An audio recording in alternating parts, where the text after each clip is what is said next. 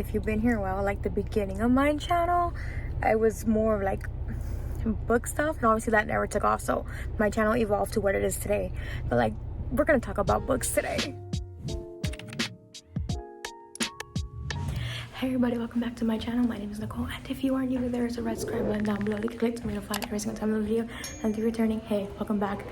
I'm being quiet because I'm in a church. Cassandra Clare's book event is going on right now. It's gonna start in a couple minutes, and I'm here. Okay, I'm home now, and I'm in front of my bookshelf. We did get a little tote bag with the book inside that was already autographed. I'll show it to you guys now, and some cards. I'll post the thing here that shows what we were supposed to get, or I already posted it. I don't know how I'm editing this, but the book is the last book in this trilogy. So this, I have so many Shadowhunter books in the world. I'm dropping everything. So this was the original series, the Mortal Instruments. Then came the Infernal Devices. Then she wrote this series, which I forgot like its official name. And now she's currently writing this one. Oh no, these are like the novellas. Never mind. She's finished this one. That's the one she just finished now. She has another book that's coming out in that one. And then she has one more trilogy that would go after this wrapped up. I currently have them displayed in chronological order of the timeline. So like this is the years it goes on. And she writes them out of order, and they all interlock with each other. If you've never read the Shadowhunters, the Mortal Instruments world, that's that. Okay, I currently have you set up on my thing. I didn't feel like pulling out the tripod. But like I said, here are the Chain of Thorns cards. There's a couple of them. I haven't opened them. Should I open them? Should I leave them? I don't know if I should open them. I'm just gonna leave them closed out for now. And then we have the tote bag, which is cute. I'll use for other stuff. But here's the book. Now I'm kind of sad that we couldn't like have her autograph it in person, but they did have her pre-sign it, so it's there. And I have a couple of other ones that are already signed. So this is a thick girl. I haven't read this trilogy yet. I was waiting for all these books to be out, so I'll get to that eventually. I have a whole TBR section, which I haven't read. Honestly, I'm one of those book girls that buy books and just don't read them because I don't have time. But here she goes. Does she fit in there? Oh yeah, nice fit. So that is that. I'm kind of sad that these and this series, like the covers don't match, but I had bought them so that they have these nice spines. But like it just doesn't match the rest of these books. But either way, the rest of this video is going to be the whole Q&A session. She really didn't talk about the new book at all, so that's kind of a bummer. Well, it's kind of not a bummer either, because I haven't read the series, or like the trilogy, but I'll get to it. She just kind of, you'll guys see, she just let anybody ask everything they want to ask. So enjoy, and I'll see you guys in They hand you the bag over there once you come in. And they have all the other books.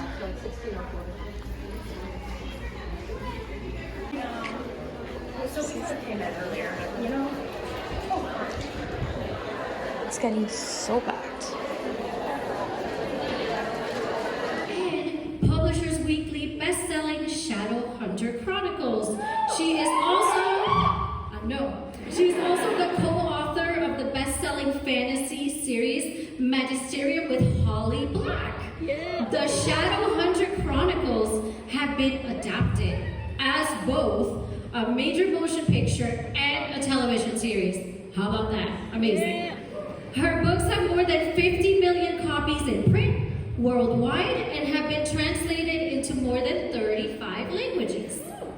Cassandra lives in Western Massachusetts with her husband and 3 fearsome cats. Awesome. Visit her at CassandraClare.com and learn more about the world of the Shadowhunters at Shadowhunters.com. Alright guys, it's time. Welcome Cassandra Clare!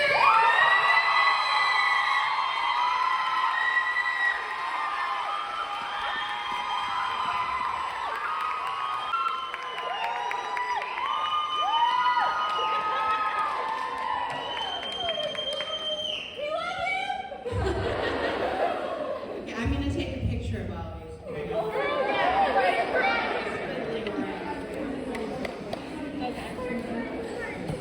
So sorry. I apologize.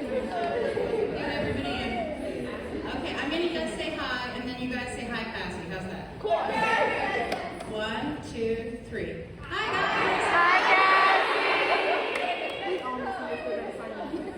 All right, that was super cute. Thank you. All right, so I'm so glad to be here. It's really exciting after 3 years of not really going anywhere or doing any events. So I decided this time I was going to do something a little bit different. Usually when I go on tour, I have like a moderator or somebody with me who asks me questions, and we sort of dialogue, and then sometimes we'll take questions at the end. This time, wanted to do something that was a little bit more personal, and so I'm just taking questions. We're just going to talk. We're going to have a conversation. You can ask basically anything you want. I think we're going to say nothing rude, too weird, or spoilery. Although at this point, because that is Chain of Thorns is a very long book, I would be very impressed if anyone here had read the whole thing. So, all right, has anyone read the whole thing? No. Hey, we're safe. No spoilers. Yeah, it's long. I mean, it took me a year and a half to write it, so I feel like take all the time you need to read it. Okay, so where'd my hat go? Ah, the ceremonial hat. Okay, so this is a really adorable hat that has Merry Thieves embroidered on it. And so the first person to ask a question gets the hat. So, questions? Okay, back there, hand up, black top, yeah. That's for help. You? Yes? Yes. So Jessamine has been part of almost all the series. Is that intentional or? Can you hear me? Sorry about that. Sorry. That was my fault. So Jessamine has been part of almost all the series, and after reading the Infernal Devices, I thought that was it. But she's been in almost every series, whether it be just her being mentioned or people or her not seeing her. Was that intentional, or did you always want to keep Jessamine around? Okay, I did not hear that whole question. Can you? Who is in every series? Jessamine. Jessamine Lovelace. Who? Awkward. The London Institute is in almost every series? No, Jessamine. She was Jessamine. Oh, that's now. Okay. You're wrong. Jessamine's in a lot of the series. I think that, it is intentional in the sense that, she's obviously not in Mortal Instruments, so I hadn't thought of her or created her at that point. Then when she was in Infernal Devices, and I don't think it's a spoiler because Infernal Devices has been out for like a decade, and she dies at the end, and I decided, that she didn't have the sort of death that would be a restful death, and she would likely be a ghost, and sort of her job is to protect the Institute. So the only character I can think of who's actually in every single book is Magnus. And that was intentional from the beginning because he gives a sort of sense of continuity through all of the books. Jessamine, I think we do see her in Dark Artifices when they go to London, and so she's in like the second book of the Dark Artifices, and of course she's in the last hours because she lives at the Institute with them. So it's more like her, we keep crossing paths with the London Institute, and she is the ghost who protects the London Institute, so we're going to keep seeing her kind of the same way we keep seeing the church. Okay. There's a girl in a black top there. Can we have her question? Yeah. Behind you. So, what character did you have the hardest time writing and developing in Chain of Thorns, and why? What character did I have the hardest time writing in Chain of Thorns? Like the whole sort of Last Hour series, or just Chain of Thorns specifically? The whole series. I think Matthew. Yeah, hard to write. Because he is dealing with something something that I have never dealt with. It's not an experience that I have had. Personally, I've known other people who have had it, which is that he's an alcoholic. And so that colors all the things that he does and says and the way that he behaves. And, you know, the resolution of that arc is obviously a very complicated one. There's no simple answer, and I didn't want to come up with like a magical fix for what is, you know, a real disease that affects people. So I think that's partly why Matthew doesn't ever get a point of view. I didn't want to go into his head and write from his point of view. I thought that would reveal too much about him.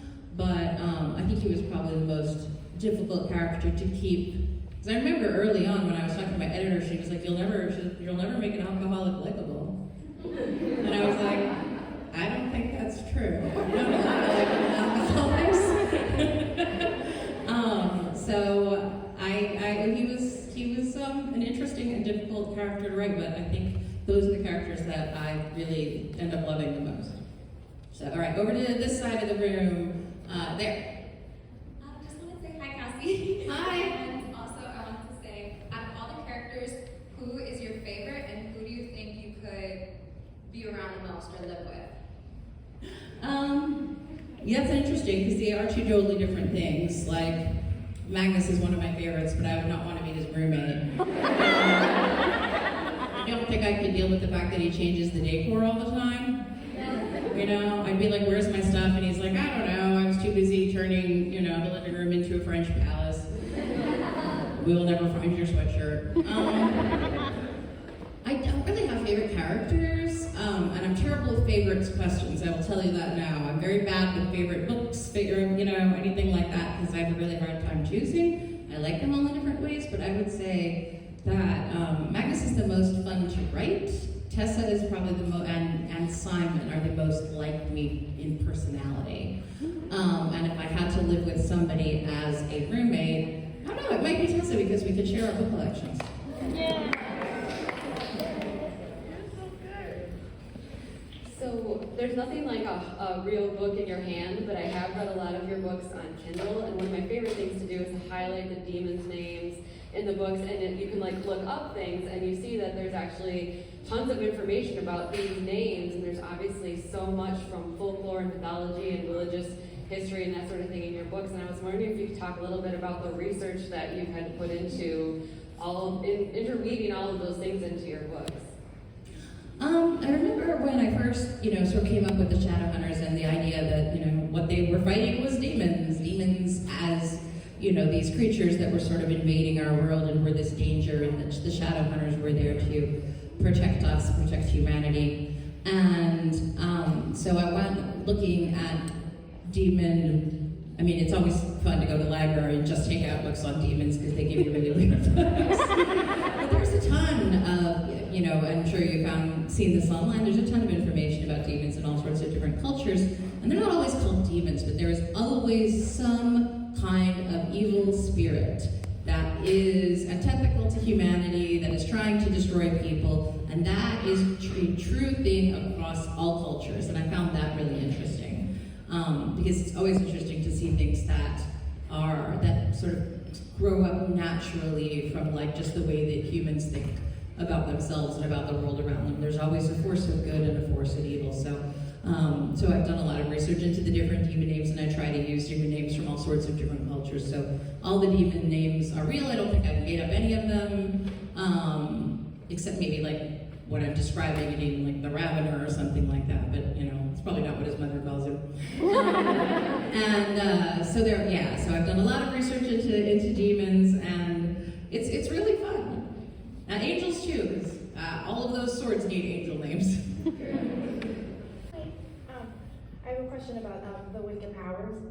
The wicked powers? Yeah. Okay. Have you thought, like, do you have like a plan for what you're gonna do in that series yet, or are you kind of just like winging it? And are we gonna see like any characters from the past like pop up in there?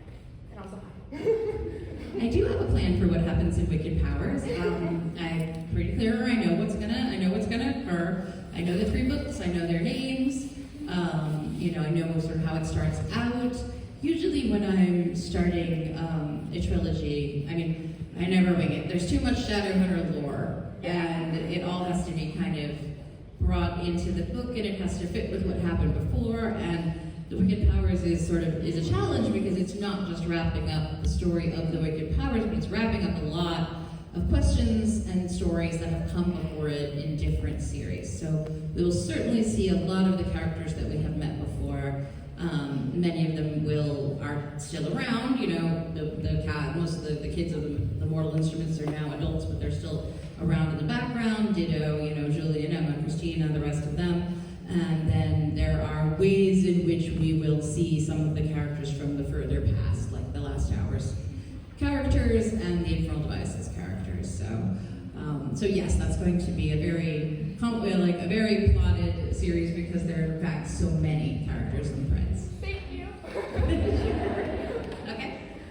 You can stand up. Okay. I was wondering how the LGBT community inspires your work and how you take their input and interweave it into the stories of your characters. That's a great question. I was inspired to write the character of Alec, who was my first LGBT character book by a friend that I had when I was a teenager, and we used to read a lot of the same books. And he was gay, and he would often talk to me about the fact that there are all these books, and we loved these books, and we shared, you know, what we liked about them, but he never got to see himself in a book. And he committed suicide later. And I always think about him. I thought about him in part when I wrote Alec. Alec is not based on him, but Alec was sort of based on his desire to see himself as a character in a book that was the kind, like, you know, we had books about, in the 80s, we had books in the 80s, we really did. But the kind of books that had, the few books that we had for people our age and even older that had gay characters were about the problem of being gay. They were about prejudice and bigotry, and they were about sadness. And he wanted a character who was the kind of character he liked to read about, who was a warrior, who was kick-ass, and who had a lot of joy.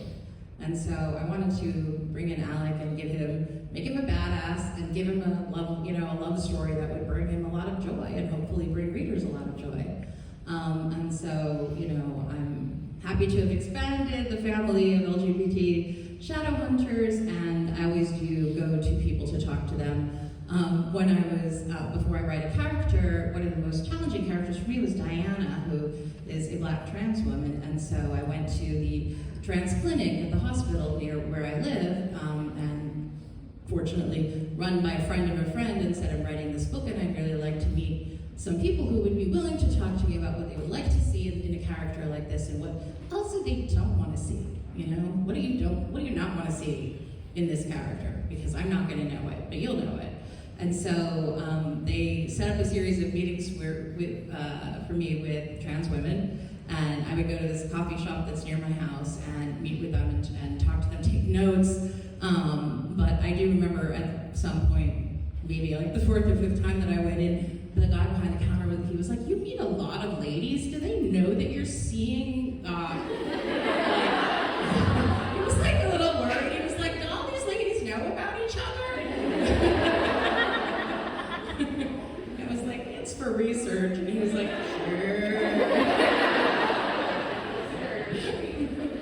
So yeah, I mean, in some ways, there's a real wonderful thing about writing books in the sense that it brings you into contact with people you might not otherwise have met and known, who tell you these wonderful and interesting things about their lives. And so it's always like a joy and a pleasure. That was a very long answer, sorry.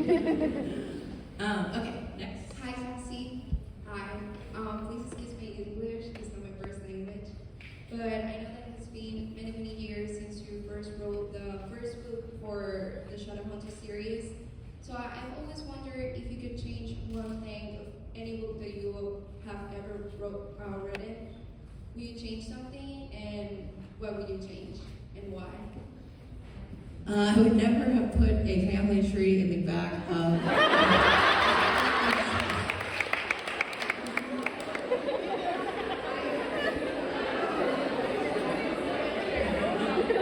I think we all agree that was a bad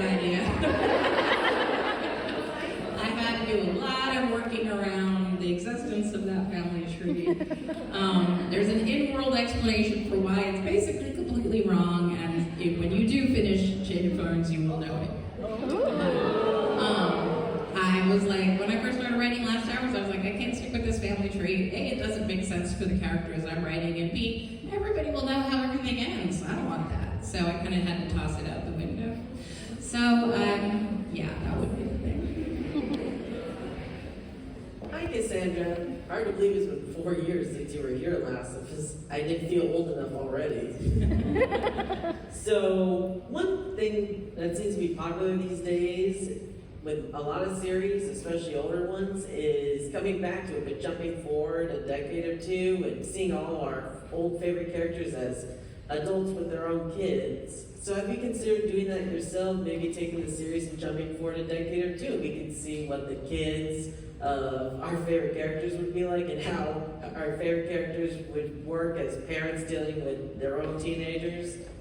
I mean, I did do that with Last Hours, jumps forward 25 years. Yeah. And so we get to see, Will and Tessa and Cecily and everybody as parents.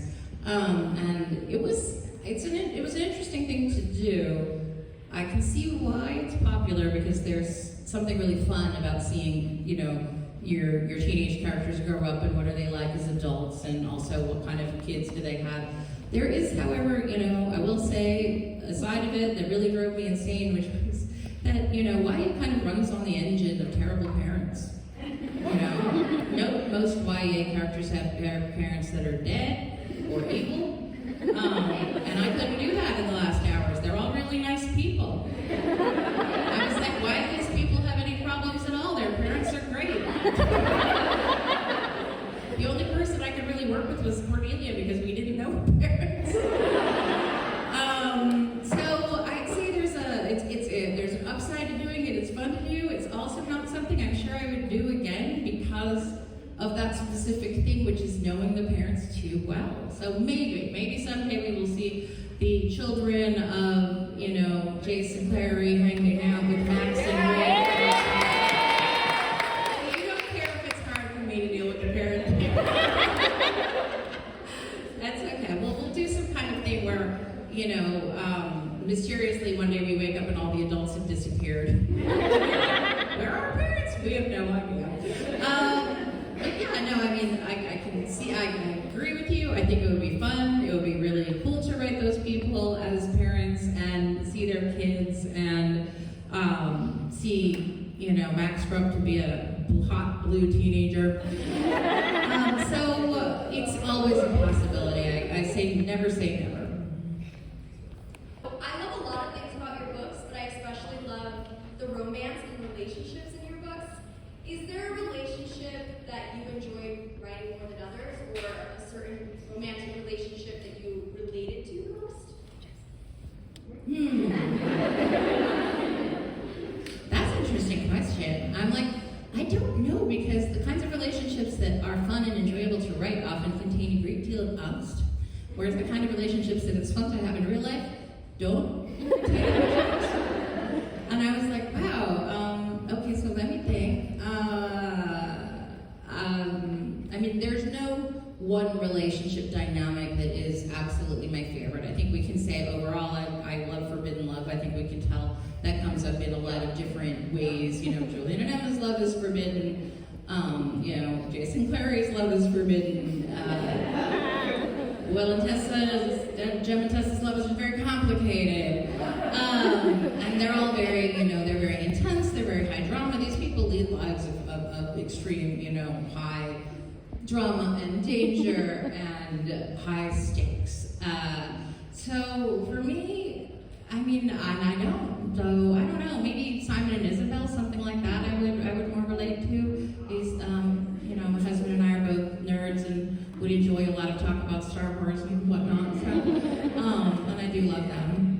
But I don't have a specific favorite pairing that I've written. I love them all, and I'm having fun working out the pairings in Wicked Powers.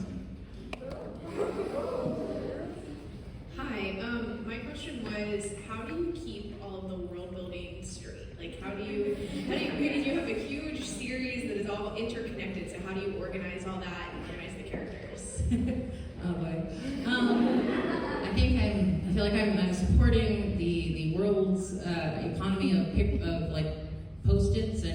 For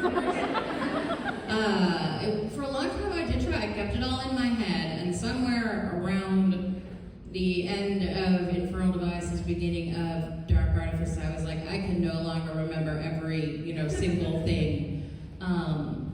Every person's history, allergies, eye color, injuries they've had, things they've said, and so with my assistant, we sort of got together and we tabbed all the books and we made all these notes and created this thing that we call the Bible, which is like a big, massive sort of codex of all of the details. So there's sections for the history, for the magic, for weapons, angel names that have been used, demons names that have already been used, each character, significant things about them, injuries and scars they have, where their paragati marks or other, important marks are, all of that stuff. So it's all in there, and including accurate family trees. And I refer back to it when I need to. And I check things against it when the books are done. And I often feel like my house was on fire. Would I run back in to save my husband, or would I go back and save that? There's not another copy. A difficult question. Hi Cassie, so ever since I was little I've always wanted to be an author, but when I would try to sit down and write, I'd circle back to recycled ideas. So what advice would you give to writers with writer's block? Okay, I heard some of that, and I apologize. I think I might be like that. So what advice would I give to writers? That she tends to... With writing block. Oh God, yeah. Writing block is a terrible thing, and it is real.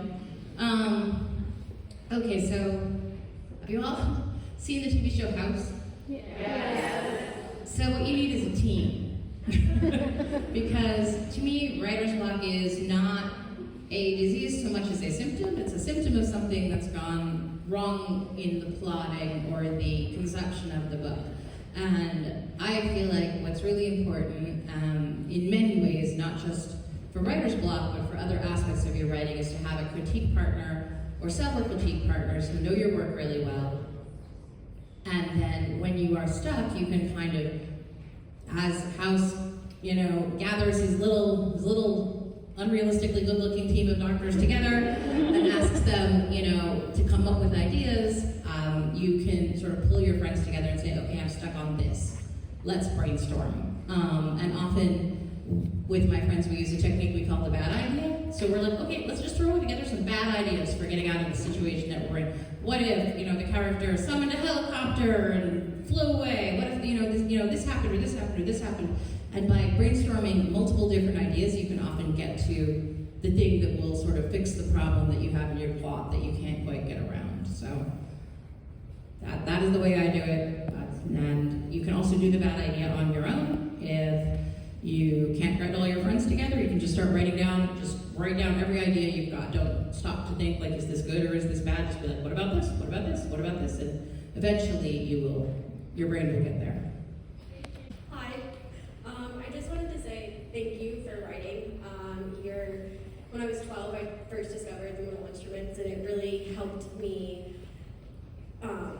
form my love for reading and make it stronger than it already was. So I just wanted to say what an honor it was to be in the same room as you, and I'm sure a lot of people in this room say the same thing. Yeah. So thank you so much. I am currently on the verge of tears right now. Whenever somebody asks me about my favorite author, your name is the one that always comes up. So thank you. Thank you, that's so kind.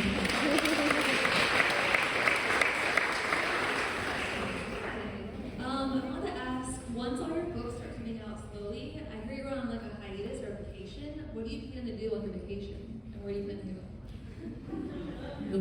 Once all the books have come out, Yeah, once you start taking all the books out, I heard you're on a hiatus. what am I going to do next? Yeah, like where do you want to go on your break while the books are coming out? I don't know. What was that? Miami. No, I'm saying like when all the books come out, like I heard you want to go on a hiatus, like take a break from writing books for a while. Like where do you want to go on your like break?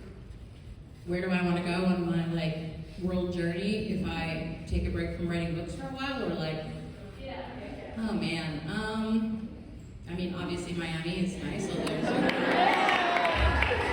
haven't gotten to see very much of it. I don't know. It's so hard for me to think of like what I would do. I mean, I've been actually taking a break from writing, starting at the beginning of this year, but it's still like I'm touring. You know, I'm talking about Chain of Thorns. I'm going to go on tour in the UK, so it doesn't feel like I've like stopped working. If I were really going to stop working for a long time, God, I mean, I don't know. I'm a workaholic. I think I would get very weird. But I've always been fascinated by these places that are called the blue zones, that are supposed to be like the happiest places in the world, that where people live the longest. And one of them is this island in Greece. And so whenever I'm feeling like frustrated or like, when I have writer's block, where I'm like, I will never finish this book, I always tell my husband that I'm moving to that Greek island to live with a man named Stavros, and he will never see me again. So I think I would go to that island. Not that I actually believe Stavros is there, and I don't speak Greek, so we wouldn't really be able to have a relationship, but I would just go there because there's something I really love about the idea of a really remote island where everybody is really happy and lives for a really long time. So I will go there. I don't remember what it's called, but I'll try to remember. Hi, Cassie. I have a question for you about, you introduce a lot of different families from the Shadowhunter world, but you haven't really gone deep into the Morgenstern line or the Fairchild line. Do you expect to give us more background into them?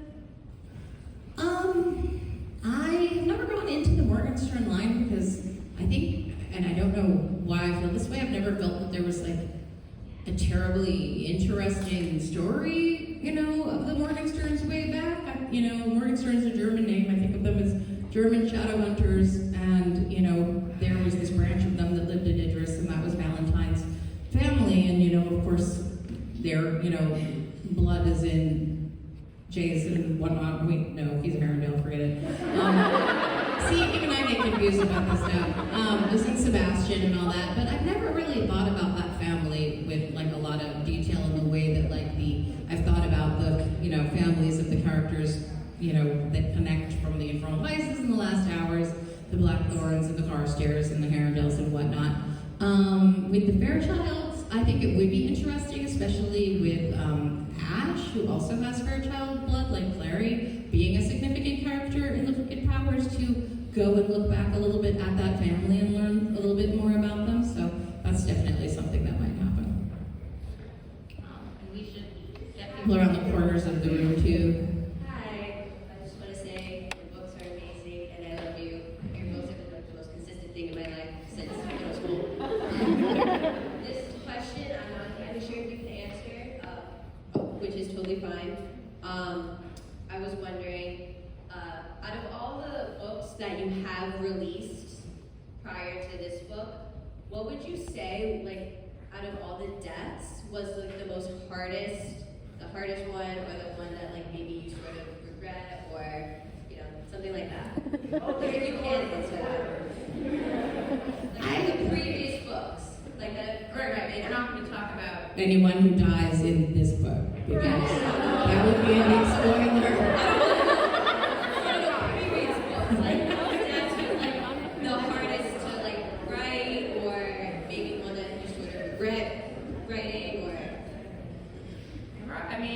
there are no deaths that I Regret writing. They all were there for a reason, and they did something in the book that I felt was necessary, but that doesn't mean, and when I say that, I feel like people look at me like, you monster, but that doesn't mean they weren't painful to write. They are painful to write, and sometimes, Can you guys hear me? Yeah. Okay. And sometimes when I know I'm coming up on a death, I, feel very like, oh my God, now I'm coming to that part in the book and I'm not looking forward to writing it because I have to spend the time writing it thinking, how do I make this painful? And that's hard, you have to sort of reach inside yourself and think, when have I felt terrible pain? When have I felt horrible grief? And nobody wants to spend a lot of time doing that, but that sort of is the process. So I would say that for me it was Libby. That was the hardest to write, because even though there are many other deaths that, were sad for me to write, that one was really brutal because I knew the effect that her death was having on everyone that was there. And that was sort of coming out of nowhere. It wasn't like a battle scene, it wasn't a scene initially with a lot of danger to it. Nobody went into that scene thinking that that was going to happen, and for her to die the way that she did, and to write it, and to write Julian's response was really painful, because I knew that was for him the worst thing that could basically possibly happen in the world. He spent all of his time, all of his life thinking, how do I protect my family and Emma? How do I protect these people that I love? I've already lost so many people. He would and did do everything to keep them safe, and it still didn't work. And she died in his arms, and so that was really brutal. I had to go lie down afterwards. Hi, Cassie. Hi. I'm a little more new here. I started reading your books in 7th grade, and I'm in 8th grade now. Okay, but I'm still going to ask this question. It's probably gonna be hard, because at least it'll be hard for me. Which one of the Herondales was your favorite personality, or to write about, or any one of those things? But yeah. Oh man, I'm terrible at favorites questions. Like I said, they're all the Arendelles. I don't know if I could pick. I love writing Jace. I love writing Will. I love writing James, and I'm really excited about the stuff that's coming for Kit in Wicked Powers. I think it's really, so at the moment, Kit's my favorite because he's the one I'm working on, and I'm sort of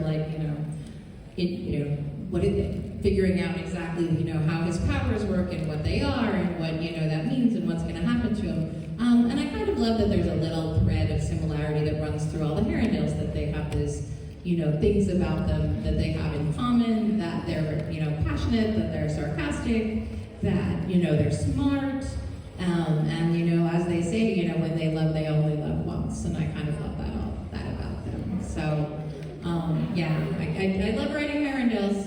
One day we'll find out their family motto.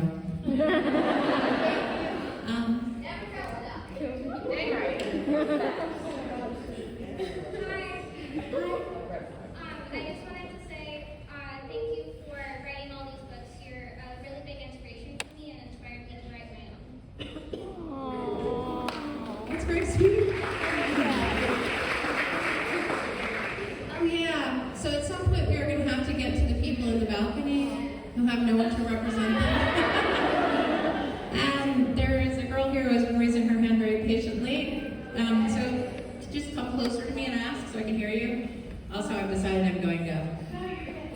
So what I wanted to ask was, when I first read through, the series, I went and one quote really resonated with me very hard here. I actually want to show you all. I actually got a tattoo on my rib cage. When I was going through a particularly hard time in my life. You are not gentle, you have a ruthless heart. Oh, that's beautiful. I want to know first, was there anything that really inspired you to write that book, something that, made that resonate with you as well? And then just kind of I actually got, because it had to go on and imported from Europe, Yes. I will answer you while I am signing. I think the thing that I loved about that, or what resonated with me about that, was that there is this pressure on women to be gentle and to be kind. and to be polite and to smile through everything.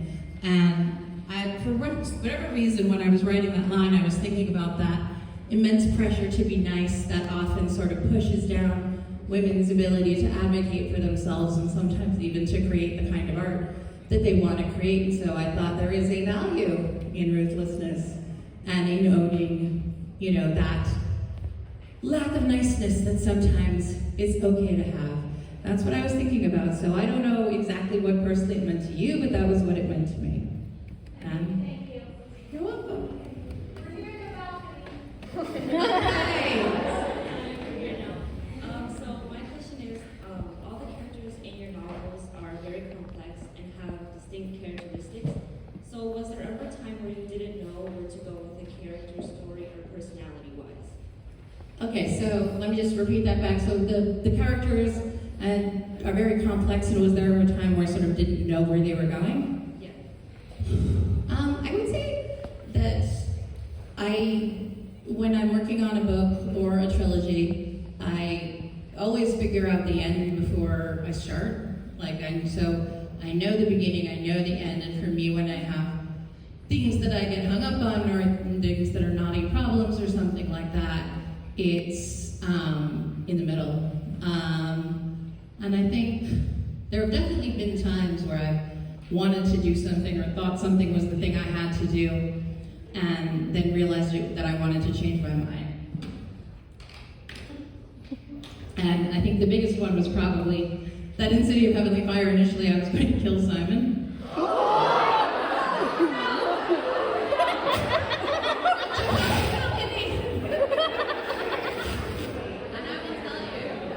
My friends had an intervention. You know, like those scenes in intervention or whatever, when people come in and all of their friends or family are gathered and they're like, this isn't good. It's totally happened. I was on a writing retreat and I was working on City of Heavenly Fire, and I had gone out and I came back to the house, and Holly Black was my critique partner, and all of my other friends were gathered there, and Maureen Johnson and Robin Wasserman and many people whose names, Kelly Link, many people whose names may be familiar to you from like my short story collections. We're all gathered there, and they were like, you can't sit down, you can't kill someone. And here are the reasons why. And I was like, well, what do I do then? Because like the book was sort of structured around that this was going to happen. And so that was one of the times that we had a house-like meeting in which I was like, okay, well, you know, this is the reason I wanted to do it. And they were like, but you can achieve what you're trying to say a different way. And so instead, Simon loses his memory, and I actually do feel like what ended up happening with Simon was better and more resonant and more what I wanted to say than actually just killing him. So it worked out for all of us. Hi, Cassie. Sorry. I made you a gift. I wanted to know if I could give it to you. Sorry? I made you a gift, and I wanted to know if I could give it to you. Oh, yeah, of course. Thank you. Thank you. And thank you for writing the books, for everything. Oh, that's really sweet. Thank you. Interesting. Should I open it now? Yes. Y'all want to see what's in it? Okay. Oh, it is extremely gorgeous art. Cornelia. Oh my gosh, James. These are beautiful. Did you do this? These are yours? I know this. I know you from online. Artsy Lego. It's great. It's wonderful. It's nice to meet you.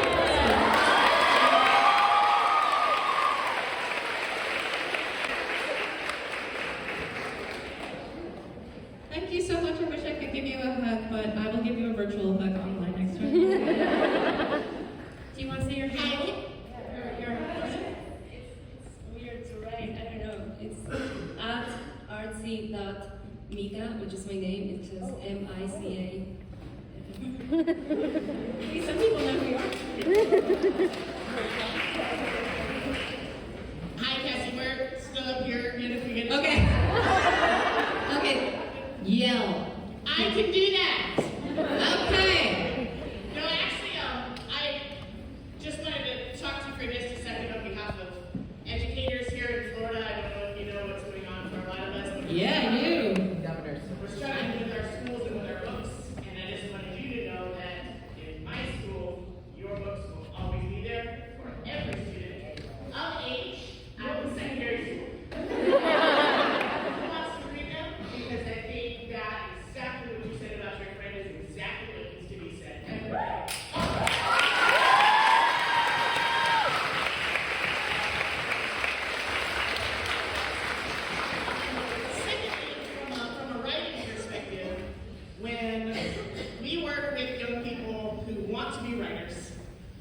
I'm still a young person in an old body who wants to be ready. So, what, very, very trite cliche, but we're always looking for advice. What advice would you give people planning series books that you wish you would have had?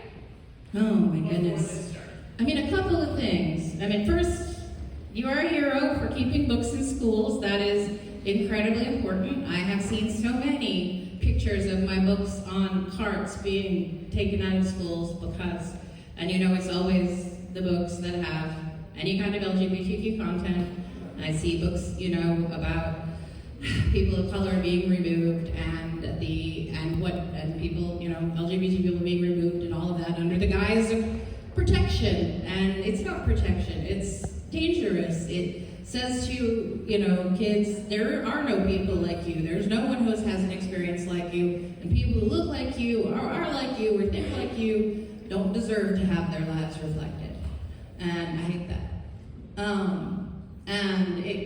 I will stop before I start crying. But it's really tough, and it's an important battle that you're fighting. And I would say to kids that want to be writers, you know, when I was in high school, I was lucky enough to have a really great writing teacher, and she said to me, what is the story that only you can tell? And so, you know, and she said, don't answer that to me right now. Go home, think about it, you know. So I think that is always really an important question, because people think, I don't have anything to say, there's nothing, you know, special about my life, but there is. Everybody has a story. And also, I would say to them, one of the things that she also says to me, she used to give me books. And I would say, she would say, what kind of books do you like to read? And I'd be like, oh, I love fantasy, and, you know, et cetera. And she's like, well, here are a stack of mystery books, and you're gonna read those. Because you wanna read outside your comfort zone. You wanna read about people who are different than you. You also wanna read the kind of books that you don't necessarily gravitate to, because they're gonna teach you a huge amount about writing. You know, reading a ton of mystery books has taught me so much. I remember reading the first Harry Potter book long ago. We won't go into Harry Potter right now. But what I thought was, what a good mystery book. It is, it's fancy, but what it is a mystery. It has the bones of a mystery, you know, novel in there. And I realized, you know, how much it can help to know lots of different genres.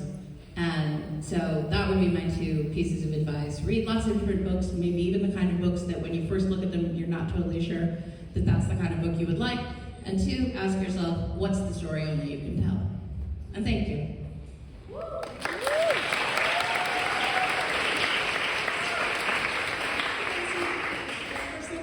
Sorry about my English. I'm from Peru, so Spanish is my first language. My question is hard for you to let go characters at the end of the saga? Oh yeah, I mean, is it hard for me to let go of characters at the ends of books? It really is. It's because one of the things I do as sort of a way of practice in getting into the characters' heads is, as I, you know, go through my life, while I'm writing the series, I look at things and I think, well, what would James think about that? What would Matthew say about that? How would Cordelia feel about that? Because I want to sort of be in the heads of my characters and get the feeling of, like, you know, they're all going to react differently. They all have these different personalities. So, you know, let me gather them together, and what would they all say about this particular thing? And so when I'm done, I have to stop doing that. So it's like turning off all of those voices. And then I feel sad, you know, I miss them. I know that they'll come back in some form or another. I know I'll write a short story about them. Already planning on doing a novella about one of the characters from Last Hours. That will come out later. It's a secret project. I'll tell you about it at some point. And like even doing something like, those of you who follow me online, for the past year or so, I did a project where I sort of put up a story every Monday about how Julian and Emma had to return to Blackthorn Hall because Julian inherited it, and fix it up, and how they got involved in a mystery. And it was just kind of therapy for me, because it was a way to kind of get back into those characters' heads and meet some new characters, and kind of create this, you know, story online that I kind of hoped would be fun for everybody because it was free and it was, so I felt like we needed a communal experience after the past couple of years. And then it was just really nice for me to be able to jump back into that. So yes, the short answer is I definitely do miss the characters, and that's why I think they often recur, and we see Jessamine and we see Magnus and we see, the characters showing up again in small ways in other books. Hi, can you hear me? Hi. First, I just want to say I love you. And last year you made my year because you answered my question on Twitter. I asked about if we were going to see church in Chain of Thorns. And my question is for you. So, we saw Thomas in his travel year in Spain. Then we knew that Alistair went to Paris for his travel year. So I was wondering for the characters who haven't gone on their travel year yet, like Kit or Lucy, where would they go? Let's see. Travel year thing is sort of interesting because it was one of those things, when I first thought of the Shadowhunters, I thought of a lot of sort of urban fantasy that I knew and loved, and I thought of things like Buffy the Vampire Slayer, which I totally grew up on, loved it. But I always had this one problem with Buffy, which I was like, so Buffy lives in Sunnydale, and she kills vampires. What about everybody else in the world? Are they just screwed? There's not another Slayer, so who is taking care of the vampires of Paris and Moscow and Lima and Argentina? What was everybody doing there? This is a situation in which they're dealing locally with a problem that is clearly global. And so when I created the Shadowhunters, I wanted to create a society that spanned the entire globe. There's a Shadowhunters in every country. And so that's sort of what the travel year is for, is the idea of it is that you travel and you get to know that where you are is not the only place in the world, and you kind of expand, your experience of being a Shadowhunter and meet other people. So some people go and they stay in a place, Thomas went to Spain and stayed in Spain, but some people go, like Julian and Emma, and they travel all around. When we catch up with them in Secrets of Blackthorn Hall, they've been to a million different places. So I think that, would depend on the different last hour's character, but Raptor I think would go to a million different places. Lucy I think might go to, I think she might go to America, actually. There was a huge boom at that time of women writing, and I think she would want to go where the writing ladies were. And that was happening in the US. There were all these incredibly successful women writers, so I think she'd go there for that. Whereas Hannah would go to Paris. Also, you're not required to go on your travel year. It's optional. You can stay home. Hi, first I just wanted to say thank you for writing your book boyfriends, because they helped me get out of really toxic situations. Glad to hear that. So thank you for that. And then my question is, how has your creative writing process changed since you first started to now? I think one of the interesting things you realize when you've been writing for a long time is that your writing process changes whether you like it or not, because your brain changes. And so you adjust for those changes in the way that you think. I don't think I could write City of Bones the way that I did now. I basically just sort of sat down and wrote it. And I didn't plot it out, and I didn't, think about what so much. I had the basic idea, I knew what was going to happen, I knew the characters were and their relationships, but I just sort of, no outline, no notes, no nothing, just wrote it, and I don't think I could do that now. Not only because the Shadowhunter world is so big, but because my brain doesn't work like that anymore. It's much more of a process. So I think that is a way that definitely my writing has changed, is that I've become much more someone who does outlines and timelines and kind of needs to know when things are happening in the book. And I know people who just, I call them headlights writers, meaning they can see this much of the story ahead of them, and they just do that.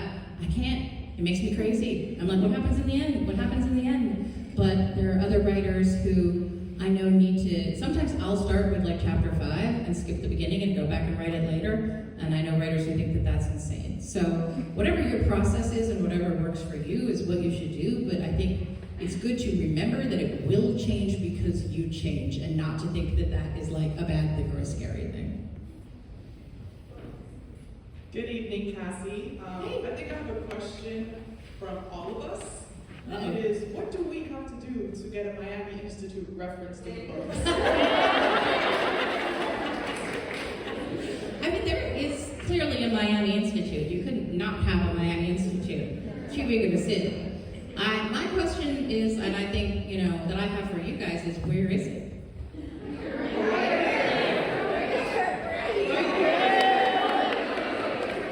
Or the billboard next door, it's big enough. What, the billboard? Well, it's not really like a sacred ground. It's a nice hotel. Everglades? Okay, so do we want to decide now that it's here?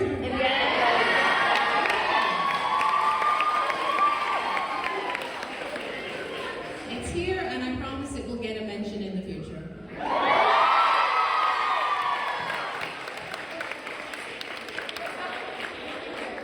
And all the weapons are inside that piano. Where's our microphone? Hello, Cassie.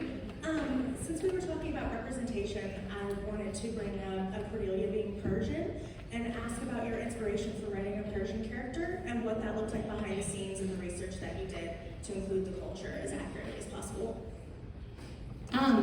So I was born in Iran. My family moved around a lot. My father was a professor of international business. The Shah of Iran brought him to I keep wanting to say Persia because that's the way they said it in 1903, but it's Iran. And I've said Iran my whole life, and now I've finally trained myself to say Persia, and it's really inconvenient. So my dad came over to Tehran with my mother because he was teaching international business, and this was pre-revolution. And so we lived there for a couple of years. Farsi was my first language, and so I can still baby talk in Farsi, but I can't really talk, so I can talk to tiny children if they come up to me and I'm like, Chikanikani, which is what are you doing? And their parents are like, who is this white person who's talking to our children? I can say, where's the kitty, and like more milk and stuff like that. Nothing that comes up in international relations. But I've always, but my mother's, her Farsi is very fluent. She lived there for 5 years of her life, so she always taught me about it. When we moved, as one would imagine, we moved to Los Angeles, and a huge number of their friends also left. And there's a very large Iranian, population in LA. So growing up, a ton of my friends were Iranian, and so the food, the culture. There's a sort of ineffable sense of like something about the place that you were born has always been with me. And like my comfort food when I was growing up was always mastokiar. It was like when I finally came to writing Cordelia, I didn't know that much about her. And I knew that I wanted something that would connect me to her. And the first thing that I thought of was actually the moving around. And her family does do that, as mine did. Going from place to place constantly. Mine was for my dad's job. In her case, it's because her father was a drunk. But it's that discombobulating feeling of you keep going to a new place and you make friends and you make connections and then you have to pull up your roots and move again. And so I thought, well, okay, I'm gonna give Cordelia that background. And then I suddenly thought, I'm having such trouble connecting with her. What if I give her this other thing that is like really important to me, which is where I was born? Why shouldn't she be Persian? There's no reason. We don't know anything about her mother. We can absolutely create this situation, and that sort of lit up this character for me. And suddenly I kind of got her and her family, and I understood them. And so for research, I started calling up all of my friends and my friends' mothers, which was really funny because I had a chat on my phone with 1 million 75-year-old Iranian ladies. And I would be like, okay, if you're having a fancy dinner, what do you serve? And then they all fight. Because they're like, they don't agree about what you serve. They all agree. It's super important. You gotta show your guests, that you can cook an amazing meal, and food is one of the ways that you connect with people, but boy, do they not agree on what that food should be. And, but we talked about poetry, we talked about, what, sounds, smells, things that because they're all expats, so, things that remind them of Iran, things that feel important to them, memories. Tea was, everybody mentioned making chai, making tea, and so that did go into the book because I tried to pick the things that everybody agreed on, or at least that seemed like major emotional touch points for everyone. So for me, it was a large group of very nice Iranian grandmas who helped me out, and thank you to them. And I had a really wonderful time writing Cordelia, and now my mom desperately wants to go back to Iran with me, and we keep trying to figure out a time that would be okay for us to go. So I hope someday, but my mom's 80 years old, and she is determined, so I hope one day we will be able to go back. Unless Cassie says otherwise. Okay. So one more? Yeah, is that okay? One more? Yeah. Whatever we're gonna do. Hi, Cassie. I just wanted to say that you're my favorite author ever, and you're who I aspire to be as a writer. I think I speak for everybody here, just such a dedicated fan base, and I just want, people who love my books that much. And my question is that if you could have one character over for dinner, one of your characters, alive or dead, and you could just talk to them, who would it be and why? Like over for dinner just to hang? Yeah, like if you could talk to them, actually in person. Oh man, that is difficult. It's okay. I wanted to be like, Magnus is the easy answer, but in many ways,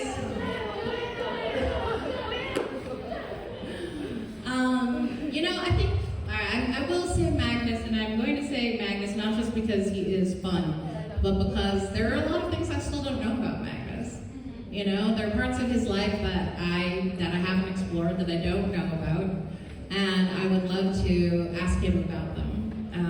And I think I've sort of kept parts of his life closed off because I think of Magnus as someone who does keep some secrets about his past. Not that I don't think he would tell Alec anything. I'm sure he would and has, but I think that though he is super, open and happy and joyful person who loves himself, and that's one of the things I love about him, I think there are pieces of his past he keeps closed off. So I would like to have Magnus over, maybe get him a little bit tipsy, and ask him some questions. Or Tyranny. I think that would be fun. That's a great last question, so thank you so much.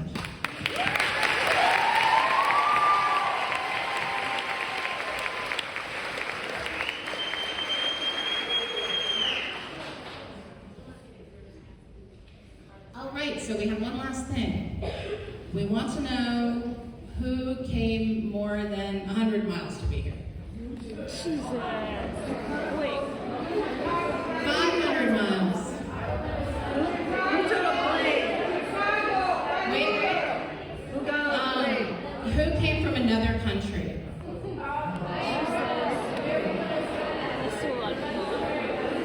Uh-oh. Okay, so wait, we've got... All right, so now we come down to a small number. So where did you guys come from?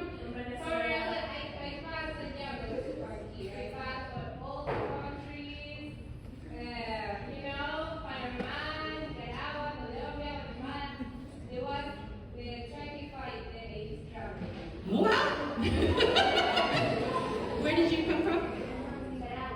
From Nicaragua? Wow. And? Peru? Colombia. Well, where's Peru? This is a lot of people who have come from equally far away. What about you? Argentina. Argentina. Oh my gosh. All right. Where? Venezuela. Up there?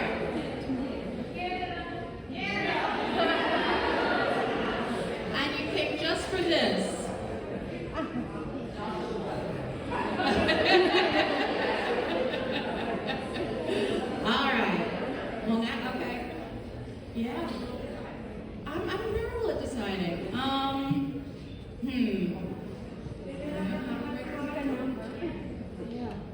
She gave it to her, the one in the front.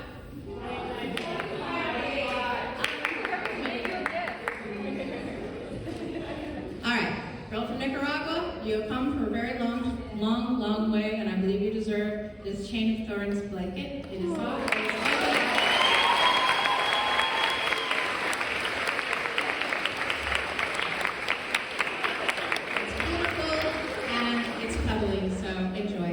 And thank you so much for coming. Thanks to everybody who came through so far. And we're giving one more thing away. Oh, please.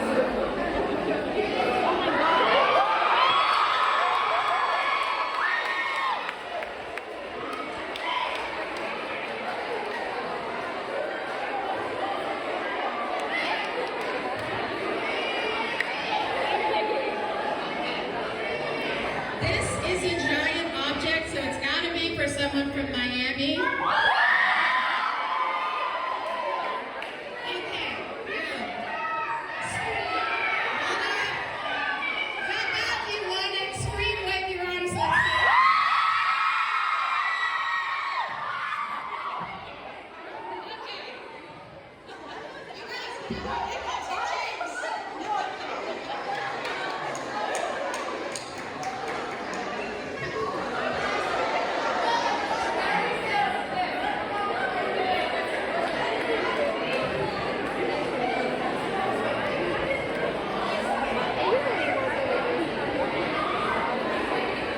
Thank you guys for watching. I hope you guys enjoyed that video. If you want to see more, check out this video right above.